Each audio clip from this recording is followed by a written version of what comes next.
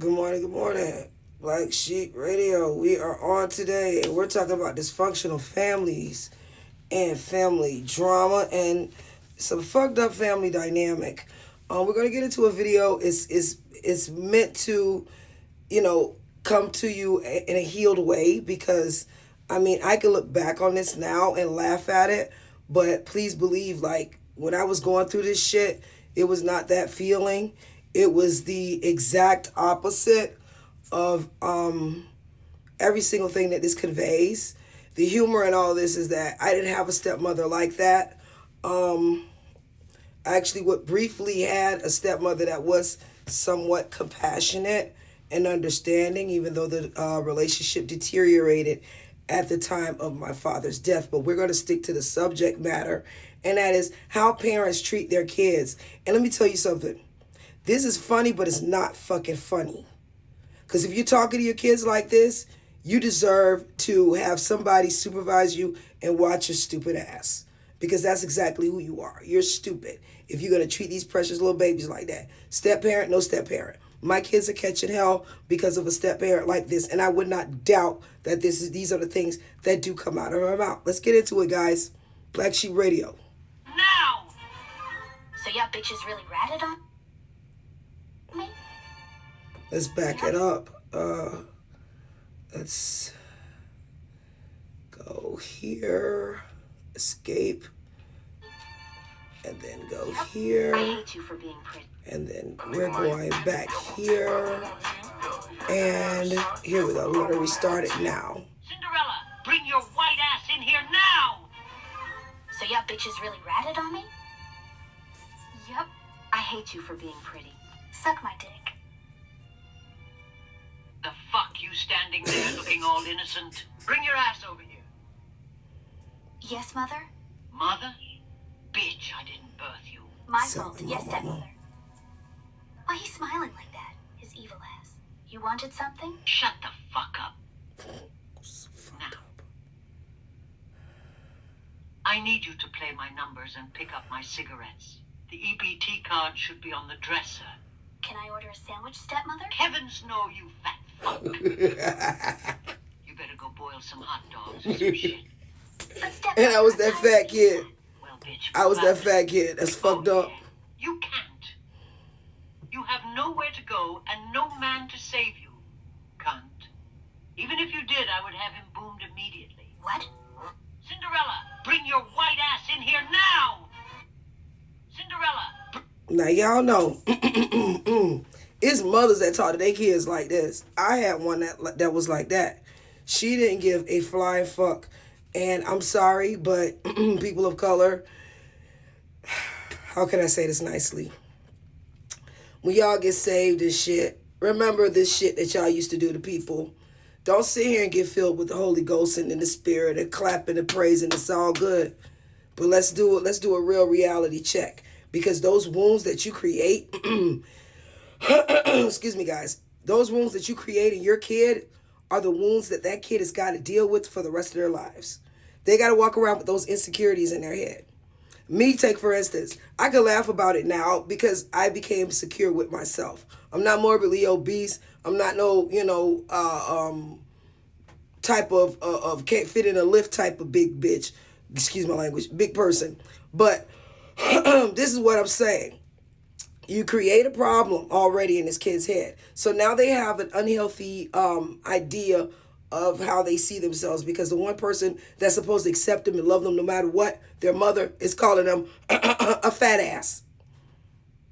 That's name calling. That's abuse. If that's the best you can do to your kid to discipline them is call them names, that's not parenting. That's abuse. You sitting there using your words to tear that damn kid down. That's messed up.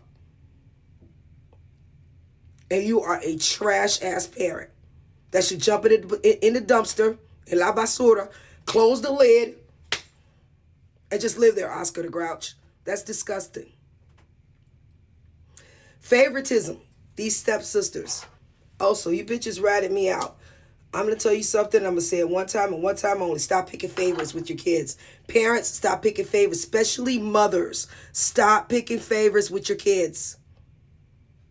because it's going to create an unhealthy relationship with that other sibling. It's going to be some underlying resentment there. You want these kids to stick together throughout all stages, all ages, all accomplishments and milestones of their lives. This is their buddy for life. This is part of their community. When you look at your children, you look at them more than just siblings. You look at them as a community. No, they're not supposed to be so deeply invested in each other's businesses.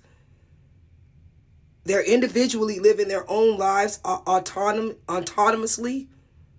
But at the end of the week, at the family gatherings, it shouldn't be awkward. Especially if it's a child that's got these memories in their head. For me, I laughed my ass off at that video because I'm coming from a place that's healed. Had this been 15 years ago and I watched this, I might have went out and did a line of cocaine.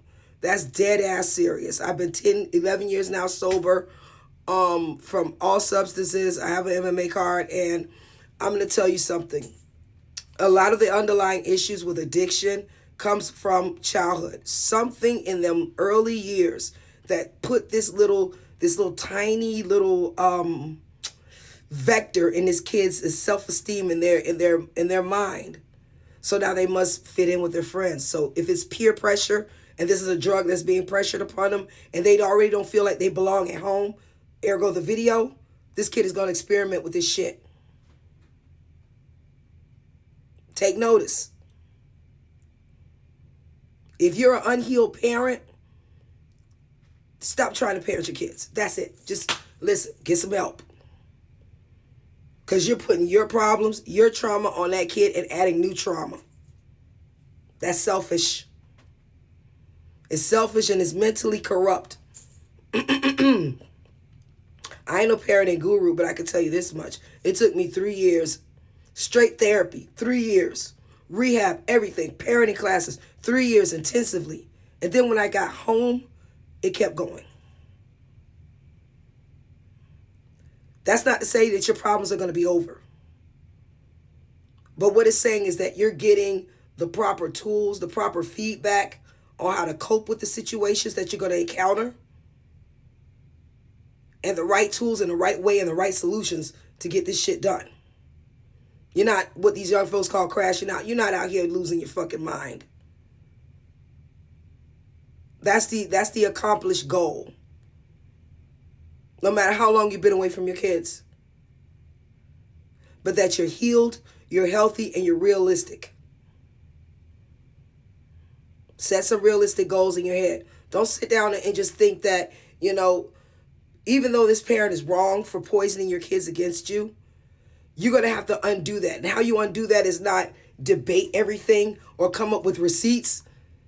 You show them with action. You show them with this right here, your heart. Because that is going to be the lie detector.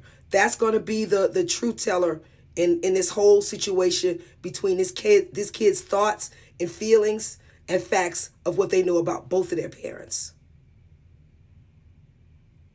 You always want to put your kid in the mindset of, listen, I don't want you to resent your father. I don't want you to resent your mother. You're supposed to still give them a loving way of coping with it. You don't sit there and trash them. Oh man, my dad's a fuck nigga. In the back of my mind, I'd be like, that's a bitch ass, but you can't do that.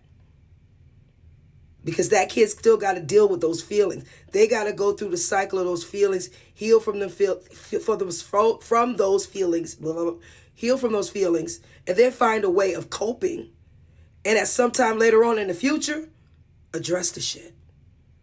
But healed, not crazy, not wanting to get some ultimate revenge. Part 2 is coming up, guys. Stay tuned.